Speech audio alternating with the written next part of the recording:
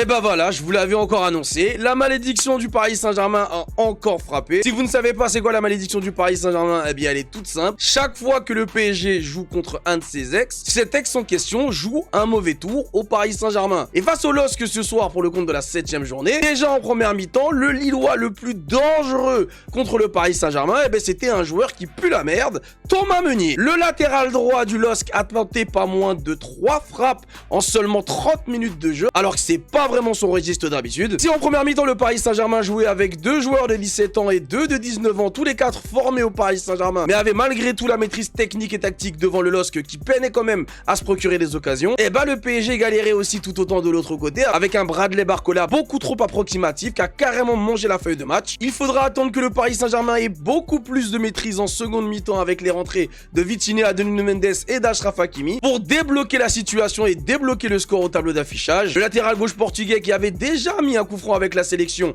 récidive cette fois-ci avec le PSG. Et à ce moment-là du match, on ne voit absolument pas comment la victoire va pouvoir échapper au PSG, tant le Paris Saint-Germain maîtrise et domine son sujet. Mais évidemment, la malédiction a encore frappé. Sur un contre lillois, Ethan Papé était aux avant-postes. Le milieu de terrain du LOSC frappera un ballon qui passera entre les jambes de Lucas Beraldo et qui surprendra Lucas Chevalier au dernier moment. Égalisation pour le LOSC sous les yeux d'un Kylian Mbappé complètement euphorique. Bref, premier match nul de la saison pour le Paris Saint-Germain en Ligue 1, qui n'a pas forcément montré grand-chose ce soir, qui peut quand même avoir des regrets, notamment à cause des occasions manquées de Barcola et aussi celle d'Achraf Hakimi.